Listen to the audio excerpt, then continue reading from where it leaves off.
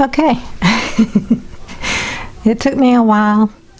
I'm going to put a top coat to make them all level when I'm finished. So I have a silicone mat underneath on a hardboard, and then I've got a piece of saran wrap taped to the board so that the bottom side will be shiny, but I may put cork on that anyway for the bottom side.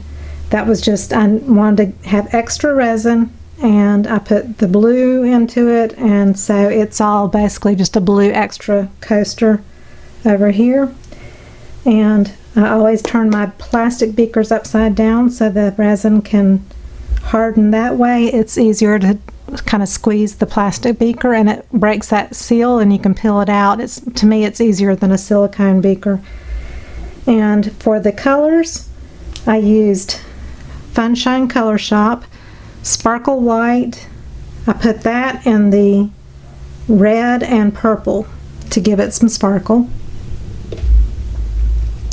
Use Truly Red, which is not metallic. That's why I added the Sparkle White. For the purple, I used Orchid Petal and put the Sparkle White in that, and some purple alcohol ink. And then the orange was Tropicana with Valencia alcohol ink. And then the school bus yellow mica was with a little bit of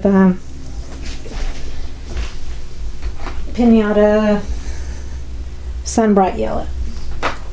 So I always like to put a little alcohol ink in my colors. I didn't put any in the red because I don't have a red alcohol ink. I can tell that the first batch I did maybe had a little bit more of the Sparkle White in it than the other three, but they're pretty close, so they'll be okay. And so I'm going to let these sit overnight. Then I'll put a clear coat on it tomorrow to give it a nice level top coat, shine and finish, and it'll make that black color also more evident, like stained glass. Moral of the story: when you're trying to fill the inside of shapes, don't hesitate after mixing your resin. Don't let it start warming. Get it into your bags and go ahead and pipe it in while it's runny. You can also wipe it off better with your fingers if you have edges you need to wipe it off of. Don't go into that 30 minute time frame and further, because then it's tackier. That's a great time to do like blooms for a flower technique into a clear resin, you know, that you've poured into coasters. But when you're pouring into shapes, you really want it more fluid, and you don't want it to be starting to warm up and heat. So that's my advice on doing that. Since this is the first time I did it this way, you learn from your mistakes. And it goes to show that you don't have to throw away stuff just because your resin hardens up. You can mix another batch because I had different cavities to fill. I wasn't mixing all the resins together, so I wouldn't have done 2 batches and mix them together, but because I had different cavities and I could keep the resin separate, because the yellow and orange have already started to really set up. The red and purple are still pretty fluid. I could stick a toothpick in there right now and it would still move around. For some reason, that first batch really heated up quicker than normal. That's just the nature of the beast when you're working with resin. Sometimes it works out that way. As I tell people with acrylic pouring or resin, it's sometimes just up to the resin and acrylic pouring gods as to how your project's going to go sometimes. But I still think it's going to be lovely. They're pretty. I can't wait to get them all finished. I'll be back. Give it a little squeeze because it's plastic. It's flexible, but it's hard, and it's not like silicone. The silicone, it'll kind of bead up inside, and to me it's way harder to remove the resin.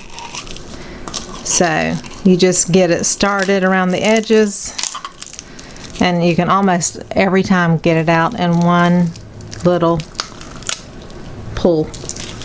And then you've got a nice clean empty container again. So these are on saran wrap. So, you know, there's a little bleeding underneath, and that's why I said I'll probably use a cork coaster. I don't know. I may leave it because you can kind of see through it like stained glass. I'm more concerned about just the way it looks on top, so I'm probably gonna cover the bottom with cork. But because I use saran wrap, it peels right off of the, you know, plastic. If I'd have done it on the silicone mat, it would have been fine. It would have been a matte finish, and this just leaves it shiny when you put it on plastic that's glossy.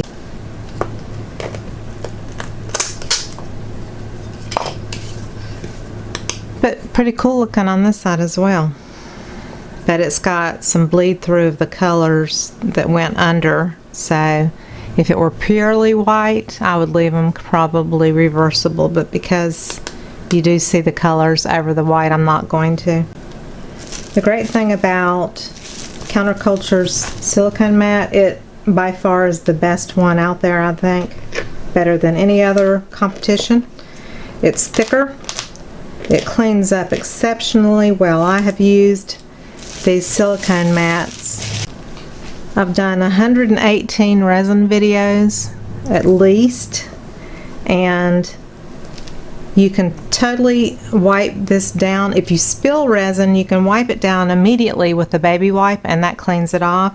If it dries thin, you have to kind of scrape it with a scraper, your fingernail or something to loosen it up. I do have like a couple of places that are stained from alcohol inks because they will stain your things, but the thickness is much thicker than Lolivafe and any other silicone mat that I've gotten on Amazon. The quality is by far the best, and they're coming out with a big one that I requested for them to make, and hopefully that will be out in the very near future, and it's going to be a giant one, a big one, which I think is going to help everybody. See, I got a little purple alcohol ink or something on here. You can even spray alcohol on it, but it doesn't really bring up as something that's a stain. But as far as cleaning, you get a nice clean surface. And I just use this, you know, like I said, it's been used hundreds of times, and the thickness is much thicker than other silicone mats. It is matte finish, it's not a gloss, so it's not made to like pour freeform molds on if you want a glossy side, so you can't do it that way. But I absolutely love their silicone mats. So I'm gonna tape these off and then put a flood coat on the top to like bring it out all together.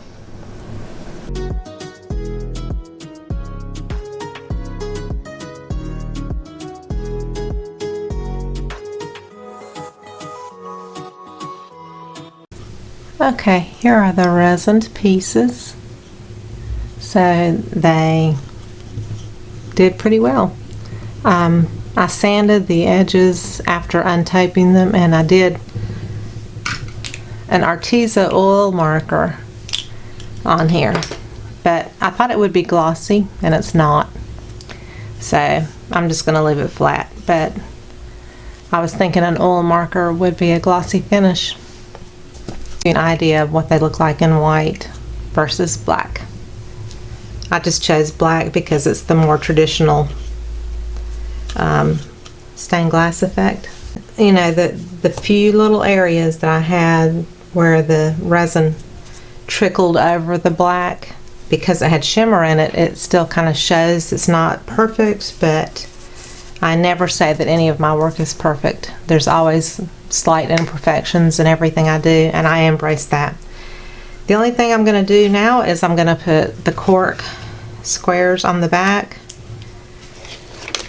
because these are not, I mean, you could put a little light behind it, but you know, you're not going to have light behind it if you've got it laying on your table or something anyway. So I'm going to put cork on the back.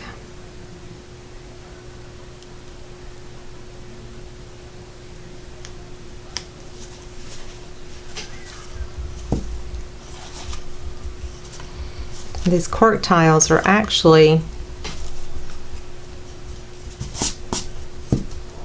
just a hair bigger. I might could trim it before I apply it.